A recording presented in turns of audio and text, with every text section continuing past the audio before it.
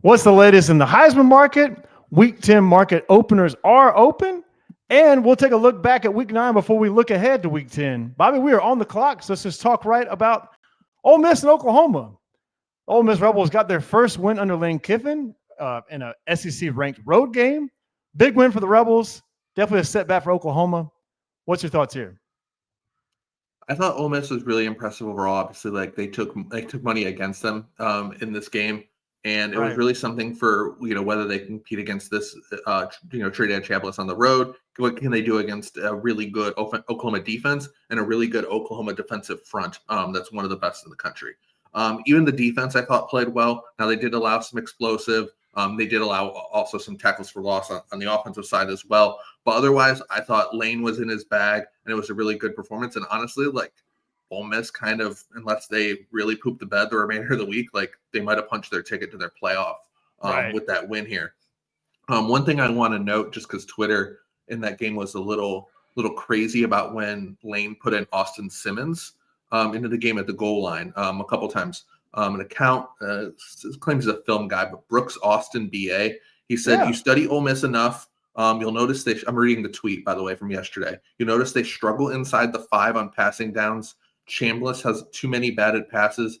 I understand bringing the backup Simmons in here based on what I've seen from those areas on tape." I thought that was a really unique perspective, showing that Lane again, that was just a theory. We don't know what Lane was actually thinking there. But I thought that was an interesting theory as far as a potential reason as to why Lane went to Simmons twice close to the goal line there. You saw him be angry at himself. I think he said, called himself stupid, reading lips for the first one that didn't work out. But again, interesting perspective there. Curious if we see that again going forward and if this is a continued trend with Ole Miss. But honestly, like if that is the reason, I give Lane a lot of credit for studying something like that. Shout out to Brooks as well for kind of just portraying that. I thought that was a really good perspective.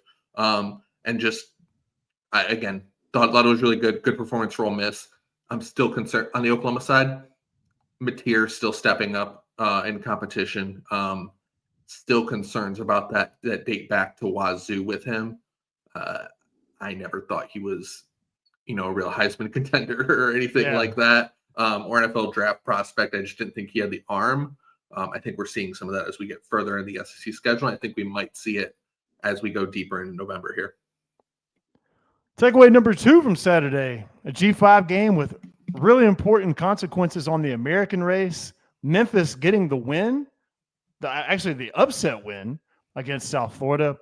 Game closed, I believe, 3.5 after the news came out that Lewis was going to play. So it got out to as much as 5.5, 6. Quarterback says he's going to play, and then he actually played really, really well.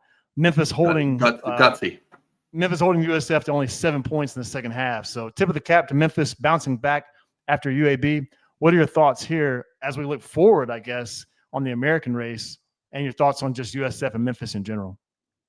Yeah, that's a killer for USF. Obviously, we've talked about them a ton this year. As far as just like having the clear path to the G5 playoff spot. Like they had basically clinched if they won the American, like no one else was gonna even come close to them in terms of resume. And in that game, you mentioned it, ton of missed opportunities in that game. They outgained Memphis by over 100 yards, 7 points in the second half. There was a ton of midfield punts in this game by both teams. But the American is now getting really crowded. We know who the top tier is in that league. You got another really awesome game. I'll touch on it a bit later in Navy in North Texas this week. Should be a Friday night game, by the way. Not buried at noon, like we mentioned a couple weeks ago. But I think what's starting to happen here is I think we're really starting to see an open spot for James Madison actually out of the Sun Belt to potentially sneak in here. Lewis is banged up, obviously for Memphis. We'll mention it later, but they have a short week against Rice. Do I trust them? I don't know. These teams continue to play each other moving forward. The Dukes have that really good performance against Louisville that's going to continue to age really well. I think even though it was a 14-point loss there, I think it's with USF losing, it makes the American not bulletproof anymore as far as getting the G5 spot. Yep, got that pulled up here on the screen. At FanDuel right now, James Madison plus 880 to make the college football playoff. I think these odds were as long as plus 2,000 before the Memphis upset win over USF. So you're absolutely right. And then if you look at Memphis's remaining schedule, after the Rice game, they're going to host Tulane, and then they also have to go to East Carolina, and then they have to host Navy. So Memphis not out of the woods yet as far as even making the American Conference Championship game. Right. So a lot of confusion in the American Conference that we thought would be after USF's win against Miami, against Florida and Boise. We thought that they would be the lock for the G5 playoff spot, but not any longer. Yeah. Heisman. Bobby, let's just go ahead and talk about the updated Heisman odds. Fernando Mendoza now plus 300, Ty Simpson plus 320, Julian Sayin plus 400. But we've seen some odds tighten on Marcel Reed after last night's win against LSU. And now Diego Pavia and the Pavia phenomenon plus 950 for the Vanderbilt quarterback to win the Heisman. Yeah, still the same as at the top as you mentioned, although the Ty Simpson campaign got a little bit of a scare there against South Carolina in that one. I think Pavia and Reed are the two big takeaways. Reed, he's not getting as much buzz. I know we kind of talked about him as a contender, and he's moving up the odds board. But in terms of like the athletics, Heisman polls, things like that, like Twitter, like he's not getting any, like there's no talk about him winning the Heisman. I think to win the award, they might have to go 13-0 for him to get that, and obviously win the SEC at a minimum. And I think that those two bets with A&M might just be better bets than betting Marcel Reed to win the Heisman at this point. He's just not getting the cachet with the A&M team, which I'm honestly not surprised with, or I'm pretty surprised about based on how this A&M team is profiled and how they've done this season. Right. To the main story here, Diego Pavia and Vandy. When you're talking about storytelling and narratives, he's going to be the winner if that's the case here. He won't likely win the award based on stats. Vandy here is 7-1, obviously, and if you look at their schedule, how many wins is it going to take for Vandy to overcome, for Pavia, to overcome a stats deficit to a Simpson or a Mendoza or a Julian Sayin of Ohio State? Travis Hunter last year, and it's hard to think of some of these because we're in a new era with the expanded playoffs. Travis Hunter last year with Colorado, they were 9-3. They weren't in the playoff hunt. They had some outside Big 12 shot, but like largely they were not ever considered that they were likely to make the playoff.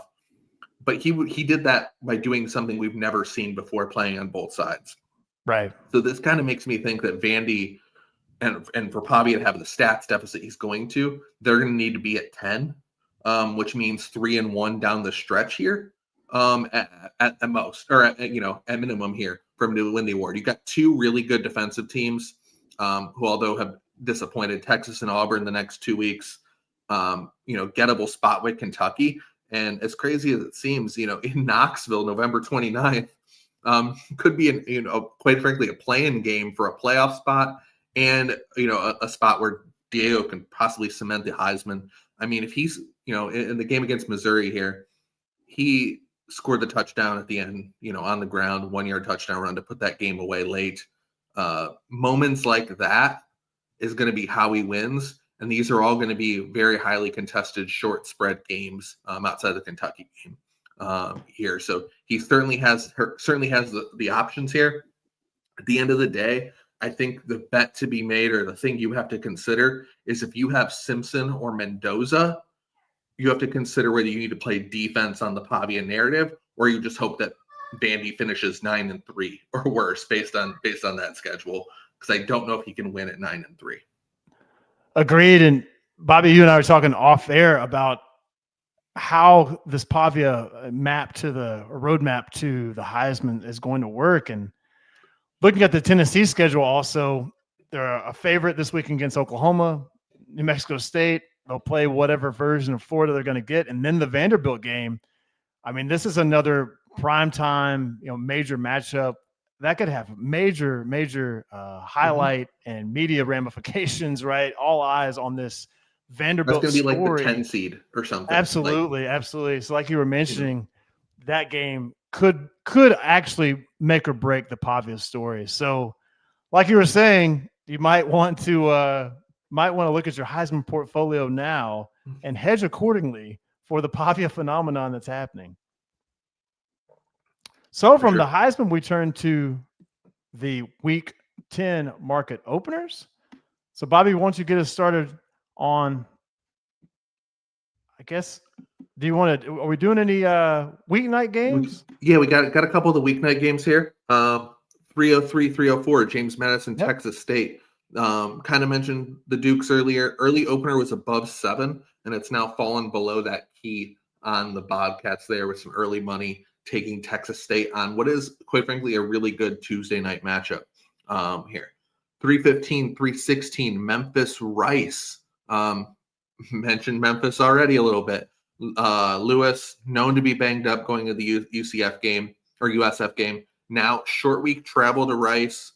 History says Silverfield's Memphis team struggle against the option. We've seen them get bit quite a bit before when playing Navy. Obviously, a different type of option here. Rice, a ton of different quarterbacks. They just upset UConn in a game I didn't think they had shot in, quite frankly, even if UConn was kind of a sell in the market there. But yeah, that's going to be an interesting game, seeing how they are. And Silverfield's kind of in that Mario category where he'll sometimes let one slip, as they already have with UAB on that one.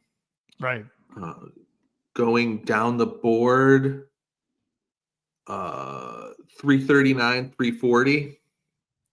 Actually, did you want to talk about Wake? Yeah, absolutely. So, question I had for you on this Wake Florida State game.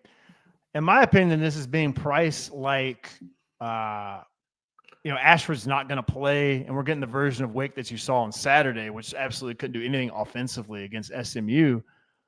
But Florida State, they are what they are. They lost to Stanford. This is them off of the bye. Man, I feel like this line would be much shorter than 8 if Ashford plays. What are your thoughts here on how this market's currently priced? And am I crazy for thinking that if Ashford plays, it's maybe a 4-point spread? I'd probably bet Florida State at 4 in that one. I don't think it crashes that below. I don't think there's too much. I think they're different styles, but there's not that much of a difference between the two quarterbacks there. Maybe a point, but I think living between, above the 7 here, I think makes sense in that. I like the Wake defense more. I think that's what kind of carries the number a little bit, but I think this number is fine. Not concerned about the quarterback movement here. I know it moved what Wake was. SMU was 3, and it moved out to 5.5. Right. So yeah, I mean, maybe this touches 10 or something, 9.5. But I don't think it's that. I don't think it's that crazy at all. But I do actually like the under in that one. That's one I was thinking about for the end of the show, but didn't get to the window on. But yeah, that's I like the under there based on the quarterbacks. Going on 339, 340, Penn State, Ohio State. From Look Ahead Friday, total open 44.5. You're seeing mostly 43.5. We talked about it. We said it should be below 45. Not sure Penn State scores here. If you paid attention on Friday, you got under 47.5 in that one. I do expect Penn State defense to compete here. Familiarity with Jim Knowles returned to Columbus as well in this one. Next one, 349, 350, Vandy and Texas. Arch left that game late. Concussion, ? Not sure. Yeah. Teams are now rated about even. Look ahead was 3.5. It's now obviously crossed 3. Texas simultaneously with a how did you get here performance against Mississippi State, getting behind that much, but also good job somehow coming back and stealing that game. Although you should have never been in that position. Yeah, the punt return would set it all up. Yeah. Yeah, should have never been in that position, but that's based on everything we've seen from this version of Texas. That's not a game you thought they should have won by any means. Really interesting to see where this line moves. I really don't know what to do with the potential quarterback downgrade here if Arch can't go for whatever reason in this one, just because Arch's QB power rating, if you will, has gone down so much in this one. So I ultimately, like, I don't think you can ever get to like Vandy -1 here. As far as a downgrade, I think it probably like pick is probably the floor if Arch is out, but like it's never getting to like Texas plus something. Backup kid had the nice touch pass to get the touchdown in overtime. It was a nice throw. Yeah. I do think, I be interesting to see if this gets back to 3 if like Arch is announced in or something. And then of course I just think you might see Vandy money. Right. So we're thinking this is going to float between. Yeah, I think at 3 you get Vanderbilt money regardless. So this is going to float between 2.5 and pick 'em based on Arch's status. Yeah. And it has to go right into if Manning's played this bad so far and Sark wouldn't bench him, then how good could this backup be? Kind of the same narrative. Can you bench him? Not based on like NIL, from the like right. Not from like just like media like hysteria. Like I don't know. Like that's. Do you want to create hysteria? Another interesting. Certainly played bad enough to get benched, but another interesting quarterback injury game is Arizona State, Iowa State. Levitt going out last night in the game against Houston. Again, the Sims offense can't do anything for Arizona State. This Iowa State banger. Yeah, this Iowa State game, really interesting to me. How do we? I feel like this game's priced higher just because of Levitt potentially not playing. But can Iowa State really be 4.5 points better than Arizona State if Levitt's back in? I feel like this game gets closer. Right. Okay. No, this is 100% a tweener number. This game lives, probably close to where it was with BYU Iowa State last week. Iowa State like small, tiny little favorite, like -1 or something. Obviously goes through the 3 because Jeff Sims finishes the game. And I think like Levitt to Sims might be like the biggest quarterback drop in college football, or one of them. Like you can convince me that this number could be like Iowa State like 7 if I know Sims is going. That's not an exaggeration. Pick if it's like and pick if it's Levitt. So in seeing the performances, at Utah and then the Houston game, and then now it Sims back on the road at Iowa State, it very easily could be 7. We saw the market move as high as 11.5 in the Utah game. So you're not exaggerating. This very much could be a game that if it's announced Levitt's out, be close to your apps so that you can go ahead and lock in a bet on Iowa State, because this number would move to 7. Right. Yeah. It's that's a huge downgrade, but yeah, I think we're in the tweener, and it's also confusing because Levitt left the game, went to the locker room, and then obviously came back and then left the game for good with Jeff Sims finishing it. So it clouds his status even more, which is why I think you're even above the 3 now. But yeah, this is one you just got to watch news on this one and watch the market. I mean, if you see it going hard in one direction, info's probably come. Then the market's gonna tell you on this one. Continuing down the board, 369, 370 UVA Cal. UVA is BYU East. They win again. Last 4 weeks, they've won in overtime 3 times. They won on a safety against Wazoo. Again, I'm looking for a spot to fade UVA, but the market is onto this. This is 3.5, 4. Like the market bet against Cal so hard. Oh, by the way, both teams, like obviously Virginia traveling west. Well, Cal was just at Virginia Tech this week. Right. So again, they're also traveling, albeit to home, but they also are making cross-country flights here as well. But yeah, this one's priced in, folks, unfortunately. 375, 376, Texas Tech, Kansas State. Again, we spoke a little bit about Kansas State's kind of rise earlier in the year after the bye. I thought the offense figured it out. Sneaky spot here. And again, the offense played much better. Now they haven't faced a defensive front like Texas Tech.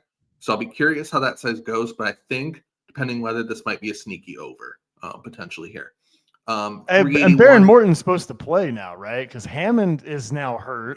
And so we're okay. Because that's really important to know that this is priced like Baron Morton's going to play, but I mean, he didn't play the last 2 weeks, and now They Hammond's said he hurt. was available, and obviously they're giving Hammond reps. It was Oklahoma State this week. They were, 800-point favorites against the Right. Cowboys there. I wouldn't have pushed him last week, even if he was good to go anyway. Makes So sense. I'm not too concerned about Morton missing that one. 381, 382, West Virginia, Houston. No one is talking about Willie Fritz here. Big 12, secret Big 12 contenders. They're 7-1. Obviously, big favorites here. Certainly not as good as that record are, but they are a team that's vulnerable to the air. So West Virginia likes to run it. This total might be a little high. 383, 384, UK Auburn. I think a few weeks ago, if you told me I could get some 47.5 on UK Auburn, I would have ran over women and children to go bet that under. Cutting in line. Bobby would be cutting in line. And speaking of cutting in line, UK Cutter Boley has been really good the last 2 weeks. Thanks for the transition. Versus Tennessee and Texas. Two really good defenses. Additionally, Auburn showed a little bit of life, finally benching Jackson Arnold. I like Ashton Daniels going back to his days at Stanford. I think that offense can improve a little bit. I'm not advocating for an over, but it's not an auto click under that it was a few weeks ago. 387, 388, Navy, North Texas. Fantastic matchup of two really good offenses. The Mean Green struggle to stop the run, and Navy can be got in the secondary. I expect a ton of points here, even though I see a option total in the mid 60s. And then finally, 401, 402, UGA, Florida. What are you getting from the Gators off the bye and off the firing of Billy Napier? Raw number here, I think it's fine. Maybe the hook shouldn't be there. Florida has played better in its power rating. Georgia has been up and down. I'm just not sure if I can get there with the Gators here. I'll be curious to see where this one moves and ultimately how the Gators play. But this is one I'm probably tossing from a betting perspective. Bobby got a surprise segment here for you that I didn't talk to you previously about. How about we'll do some viewer questions or viewer comments? So I've never done this before, so I'm going to figure this out on StreamYard Live while we're talking here. So Daryl Turner says, CJ Carr needs to be considered for the Heisman if they make the playoffs too. Bobby, what are your immediate thoughts? I love CJ Carr. We've been a huge fan of Notre Dame this year. The problem is with him is I think he's going to get they don't have any more marquee games where he can kind of feature and be the reason to get those moments. Unfortunately, he's probably going to be like the Heisman favorite next year with a price that's not as good. I agree he should be in the conversation, and ultimately, like if that holding call or that hold goes right against A&M, he's probably, him and Marcel Reed's odds are probably flipped for the award, and he's probably like, I'm probably banging the drum to bet him. I think it's possible he is the best quarterback in college football right now. Like that's right. That's on the, certainly in the scenarios right here. I ultimately think he deserves consideration as well, but I just don't think he'll win. One more, Charles in the chat, the infamous Charles. Is Tyson going to be in? That's the Arizona State wide receiver, right? Yeah. Yes.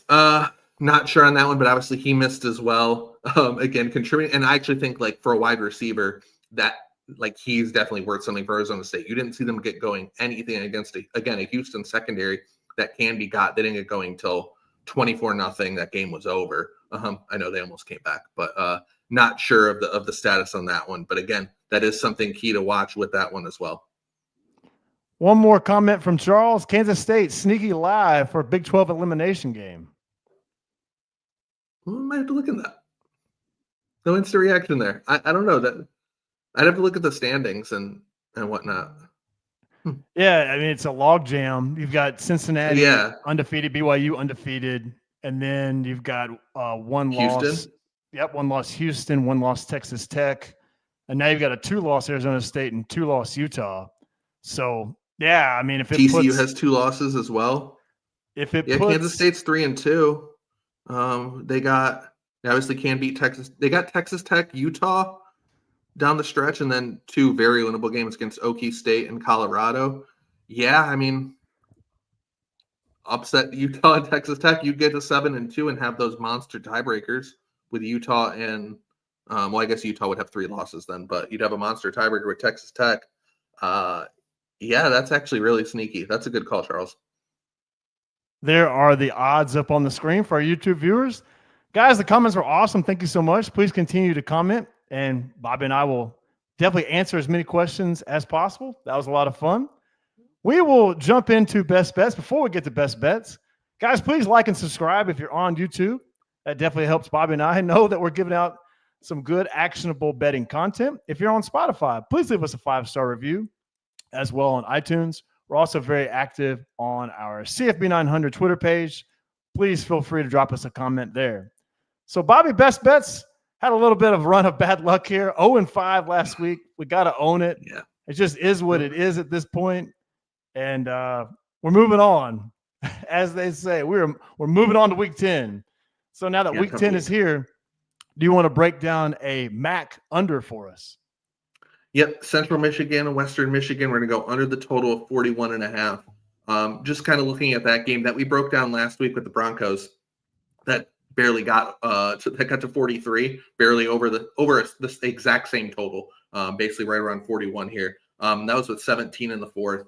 Central Michigan's the second slowest team in the country, and basically run an option style offense. It's a terrible matchup for this elite Western Michigan front that we've kind of talked about a few times.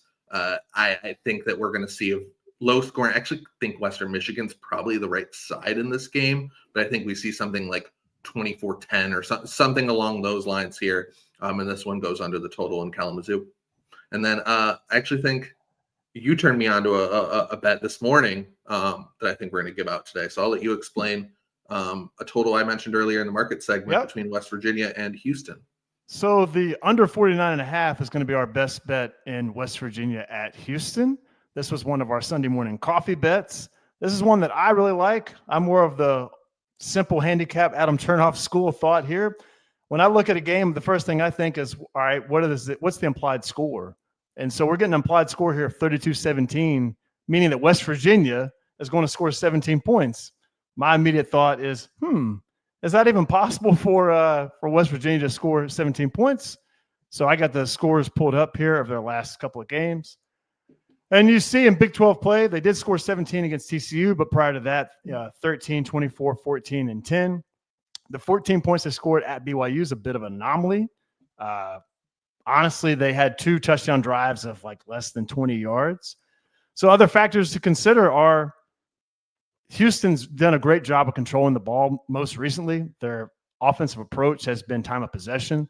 If you look at the last 3 games, just based on those 3 games, they would actually rank in the top 10 for time of possession. Also, Houston's not a team that turns the ball over. They're a top 5 team actually in not giving the ball away. So they're going to limit the opportunities for West Virginia to score, not just through their defense and West Virginia's own offensive ineptitude, but just because they don't make mistakes. Also, where we're at in the season right now with Houston, because we just talked about those Big 12 standings, they're in a place where they don't want to get anybody hurt. I think they're going to maintain that same game plan they rolled out against Oklahoma State, which was let's just eat the clock, get the win, and move on to the next game. I think we see that in this game against West Virginia. So I think West Virginia is more in the 10 to 13-point scoring range, and that's what's going to keep this game under is the lack of a scoring effort that we get out of West Virginia and Houston's effort there to maintain time of possession, just get the win and move on. Yep, fully agree with them. I thought that was a great handicap on that one and fully agree and endorsing that as the second best bet for the day. You can follow Bobby at BobbyDigital2 on Twitter. You can follow the show at CFB900. Bobby and I will be back here breaking down more games on Wednesday. We're doing more big game breakdown. We'll also go through the market, talk to you guys about everything that's happened in the market from the moves that we just discussed right now. Please give us more feedback. We've enjoyed doing the show so far. We really enjoy the user engagement. We want to keep making the show better. So honestly, guys, this show is for you. Bobby and I are a part of your community, and we want to make this exactly what you guys want it to be. So we changed some things up tonight. We made the show go a little bit long, so thank you for tuning in. And we also covered a lot more games that we thought would help you guys in making your betting decisions throughout the week. So appreciate you guys. Thank you so much. We'll see you guys on Wednesday. Adios.